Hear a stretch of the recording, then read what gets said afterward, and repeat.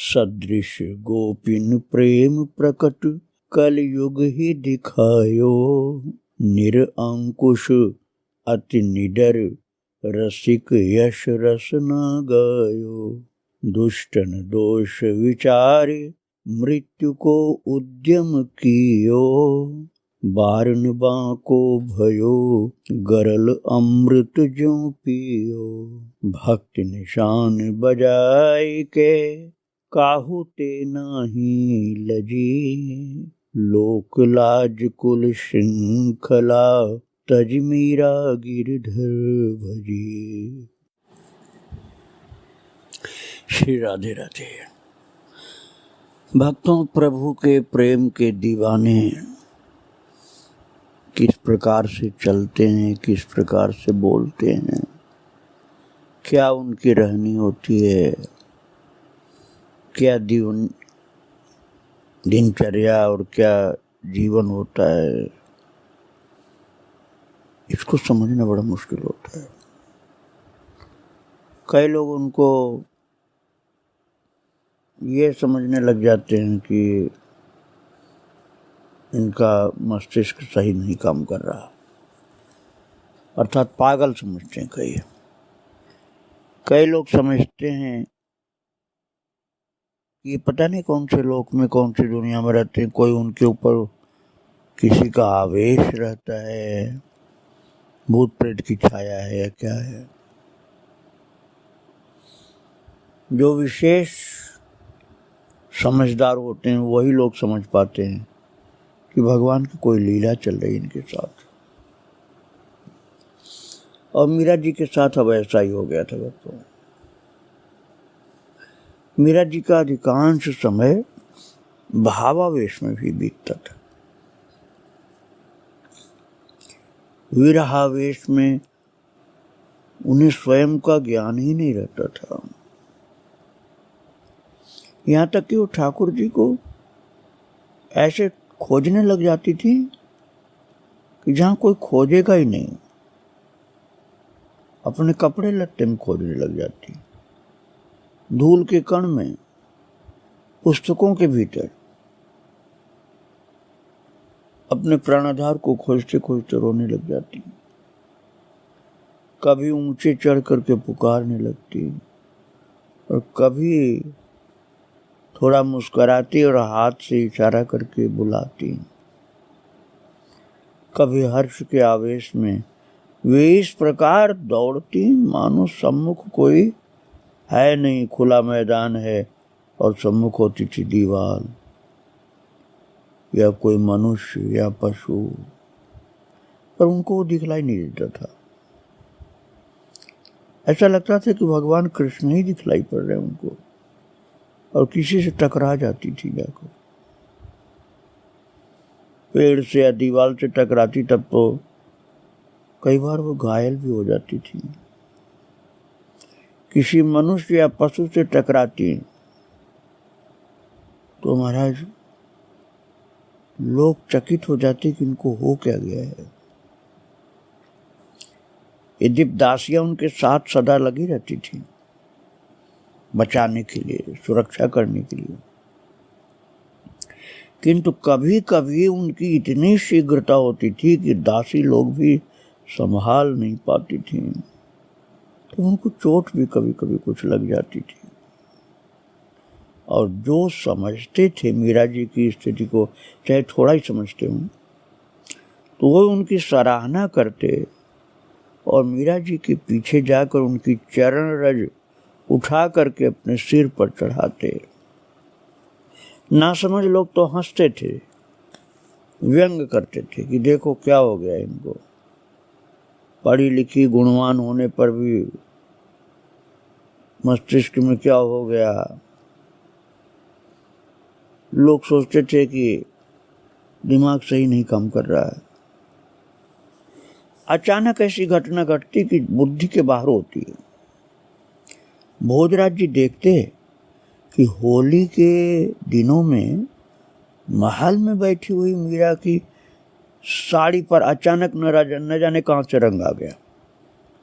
मीरा की साड़ी अचानक रंग से भीग गई। और वो चौंक कर बोलती अरे, और अरे कहती हुई उठ करके भागती मीरा जी किसी अनदेखे से उलझने के लिए। और भोजराज जी समझ जाते कि मीरा जी को ऊपर रंग किसने डाला, यहाँ तो कोई रंग लेकर आया भी नहीं, ये निश्चित ही द्वारकाधीश ने रंग डाला इनके ऊपर। तो भोजराज जी के नेत्रों से आंसू गिरने लग जाते, प्रेम विभोर हो जाते। कभी मीरा जी रात को छत पर टहलती होती और भोजराज जी भी उधर छत पर होते कहीं, तो वे देखते कि अरे मीरा जी किसी से बात कर रहे, किसी के कंधे का सहारा लेकर चल रही हैं। ऐसे चलती हुई हर्ष से बावली सी हो जाती हैं। कभी ऐसा भी होता मानो किसी ने मीरा की आंखें बंद कर ली हों, आंखें मूंद ली हों किसी दूसरे व्यक्ति ने। ऐसे किसी के हाथ को थाम करके चलती कभी, और हाथ दिखलाई नहीं पड़ता था, किसका हाथ थामे ये नहीं पता चलता था। और फिर वो बोलती चंपा, पाटला, विद्या, और अनसुने नाम ले ले करके बोलती जाती। फिर कभी कहती किशोरी जो, किशोरी जो, और पीछे घूमकर आनंद विवल होकर कह उठती अरे प्राणधन, मेरे श्याम सुंदर। किसी से लिपट करके फिर हंसने लग जाती। किससे लिपटी है ये नहीं पता चलता था। कभी कभी तो भोजराज के आदेश से चंपा मीरा जी के मुख से निकले हुए भजनों को लिखने लग जाती थी। मीरा उनकी प्रत्येक रक्त की बूंद में जैसे समाई हुई थी। भोजराज जी मीरा जी के सच्चे भक्त हो गए थे, भगवान की भक्ता के भक्त हो गए थे। सीतापति सेवक सेवकाई, कामधेनु से सरिस भलाई। बिल्कुल यही जीवन हो गया था भोजराज जी का। रण में जाते समय जब मीरा जी तिलक लगाती भोजराज को, तो वो स्पर्श उनके रोम रोम में समा जाता।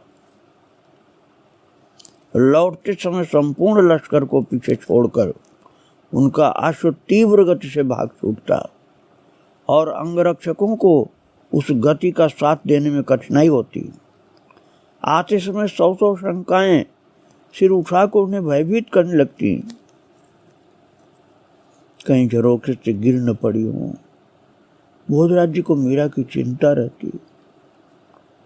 वो सोचते कहीं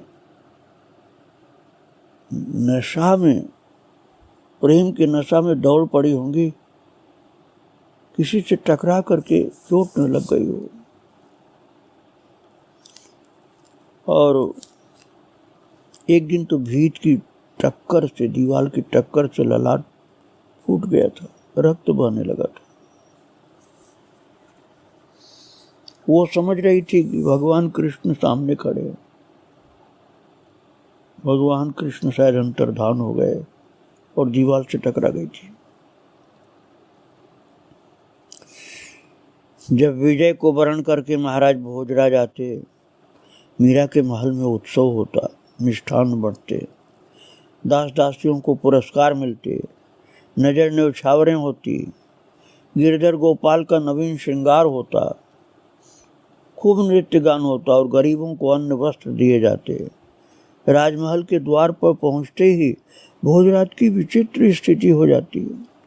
मन चाहता कि दौड़कर अपने महल में पहुंच जाएं, पर कर्तव्य सर्वप्रथम पिता के सम्मुख उपस्थित होने को बाध्य करता।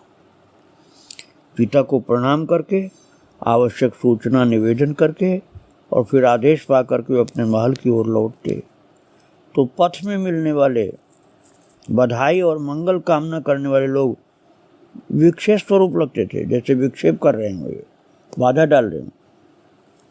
महल में वो सर्वप्रथम मीरा के सम्मुख जाते।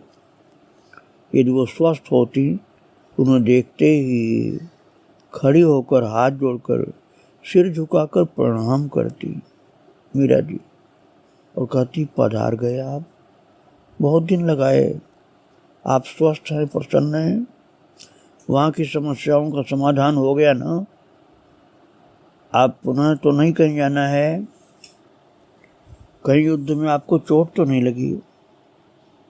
ऐसे पूछते पूछते गिरधर लाल के पास ले जाती मीरा जी, जहाँ आरती उतार कर तिलक लगाकर चरणामृत प्रसाद देती। स्नान करने के पश्चात अपने सामने ही भोजन करवा करके विश्राम के लिए आग्रह करती। भक्तों, एक बार किसी युद्ध से लौट करके जब आए थे भोजराज जी, तो पूछे कि आज किसका उत्सव है। मीरा जी बोले, आपके विजय का उत्सव। तो भोजराज बोलते हैं, मेरी विजय नहीं हुई हुकुम, मेवाड़ की विजय हुई है। मनुष्य की जीत तो मन को जीतने से होती है, और मैं इसमें अब तक सफल पूर्ण रूप से नहीं हुआ हूँ, मुझे ऐसा लगता है। लेकिन मीरा जी ने कहा, नहीं, मुझे तो ऐसा बिल्कुल भी नहीं लगता, मुझे लगता है कि आप विजयी हो चुके हैं। और भोजराज ने कहा, आपके पूजा पाठ, सत्संग, भावावेश, प्रेम विभोर अवस्था, ये सब देखता हूँ तो मुझे समझ में नहीं आता है कि आपके ऊपर प्रभु की इतनी कृपा है, किंतु मुझे उनका दर्शन नहीं हो पाता है, जो तुम्हारे साथ इतनी लीला करते रहते हैं। मीरा जी ने पूछा कि कोई लालसा, कोई इच्छा रहती है क्या आपको? तो भोजराज जी बोले, नहीं, केवल दर्शन की, और कोई लालसा नहीं। मीरा जी ने मुस्करा करके कहा, समय जल्दी आएगा, आपको दर्शन हो जाएगा। और भोजराज जी प्रेम विभोर हो जाते। मीरा जी के शब्दों को सुनकर उनको विश्वास होता कि मीरा जी कह रही तो दर्शन होगा जरूर, इसलिए वो अंदर प्रसन्न हो जाते थे। मीरा जी ने कहा, भगवान का जो नाम आपको भाए, उठते बैठते चलते फिरते और काम करते लेते रहिए। मन में लेना अधिक अच्छा है, किंतु मन बड़ा धोखा देता है। मन धोखा देने के अनेक उपाय जानता है। बहुत बार सांस की गति ही ऐसी हो जाती है कि हमें जान पड़ता है कि मानो नाम ले रहा है मन।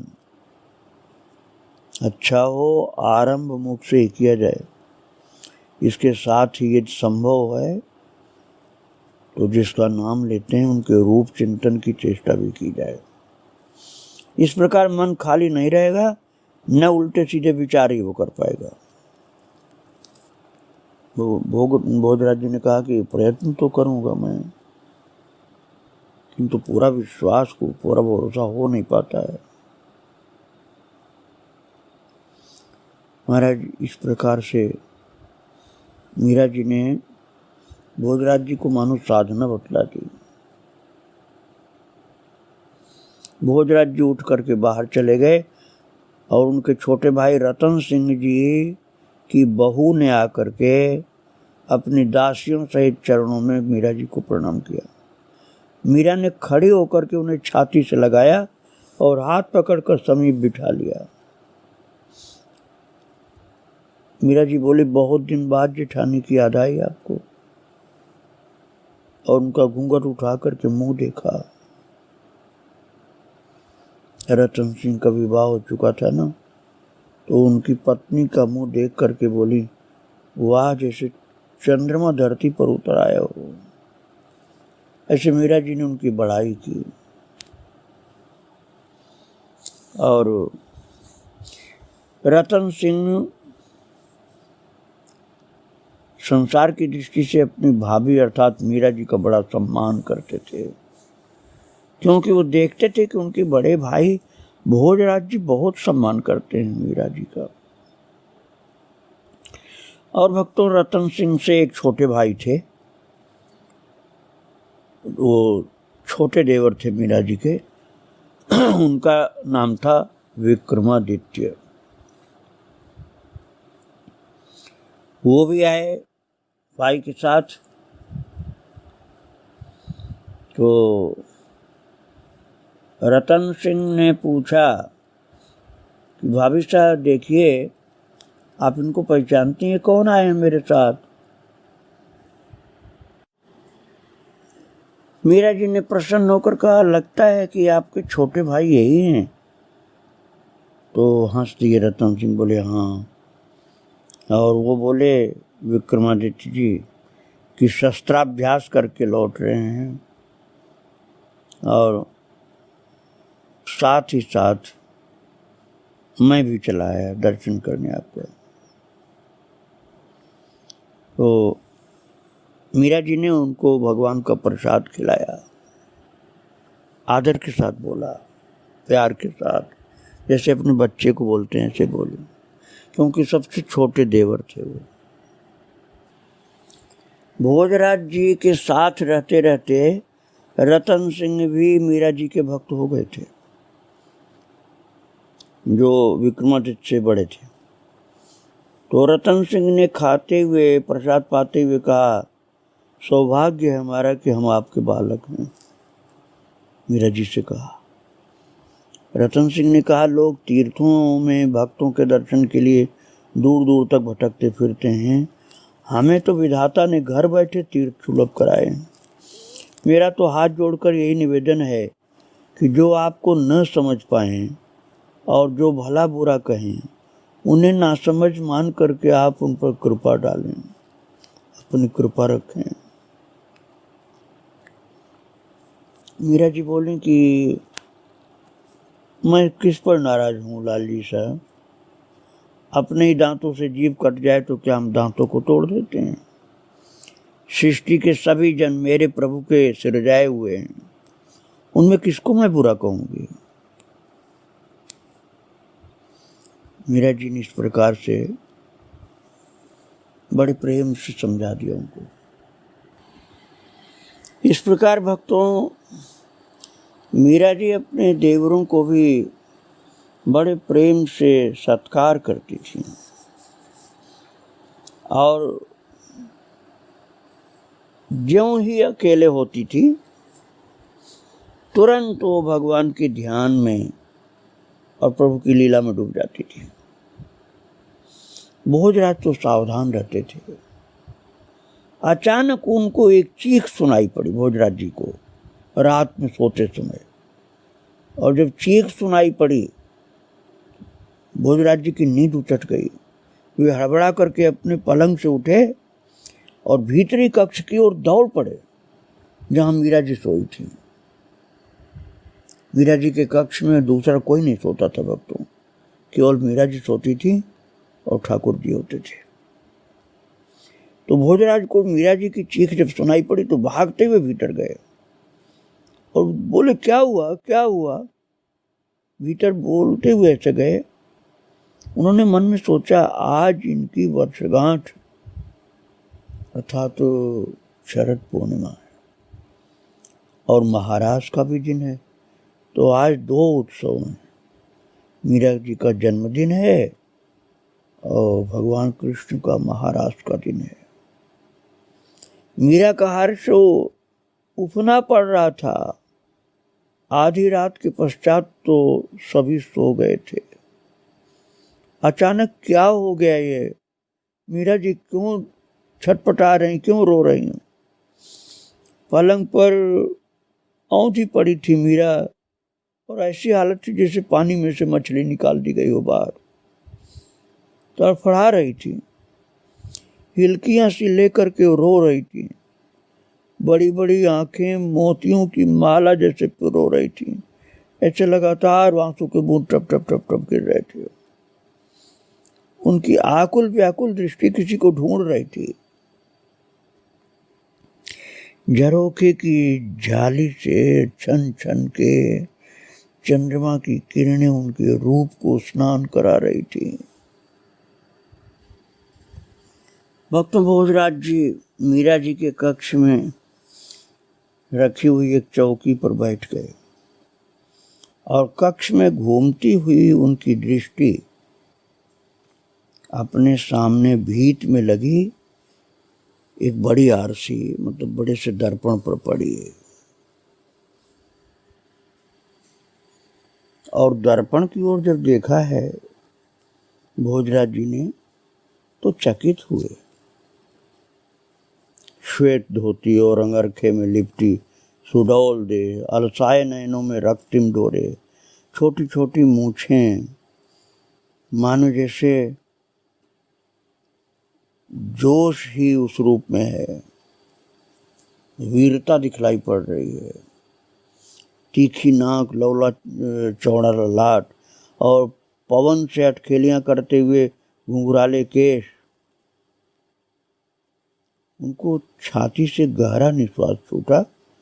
सेमर का फूल देव सेवा के काम में नहीं आता बावरे, रूप होने से भाग्य नहीं बन जाता।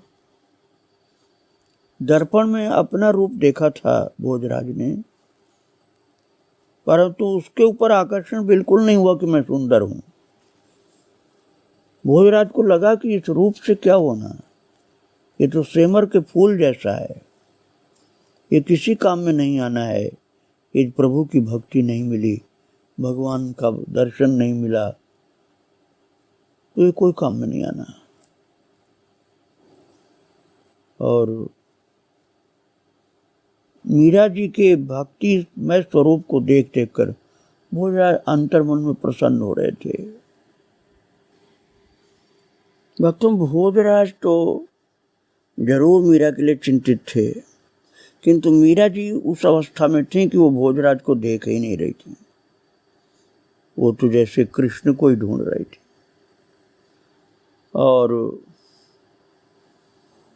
अपना एक तारा उठाया, गुरु के द्वारा दिया हुआ, और मुंह से संगीतबद्ध स्वर निकलने लगे। पिया कहाँ गयो नेहड़ो लगाए। मीरा जी ठाकुर जी को कह रहे हैं, पिया कहाँ गयो नेहड़ो लगाए, छाड़ गयो अब कौन विसासी, प्रेम की बाती बलाए। पिया कहाँ गयो नेहड़ो लगाए, विरह समुद्र में छाड़ गयो,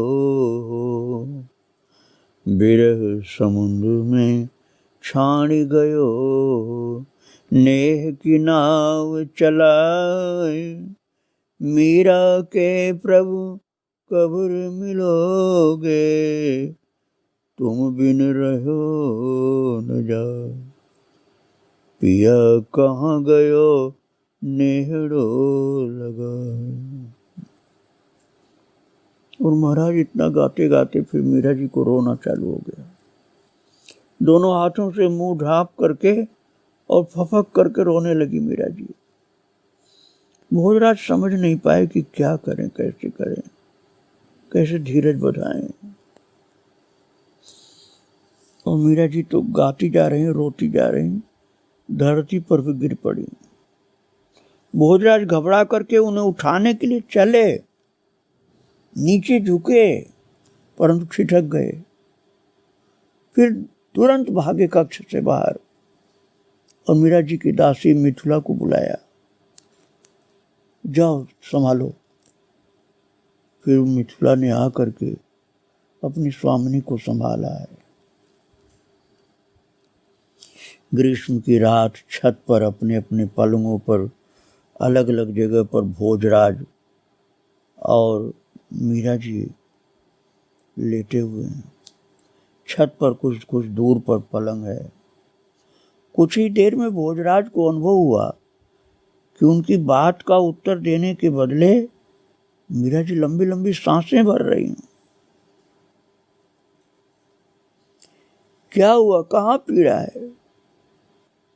उन्होंने सब पूछा। तभी एक पपीहा बोल उठा, जैसे चिंगारी सी लग गई वैराग्य में, विरह में। और वो मीरा जी उसी पपीहा से ही बात करने लगी। और पपीहे की आवाज सुनकर के मीरा जी कहने लगी, पपैया रे कद को बैर चितारो, पपैया रे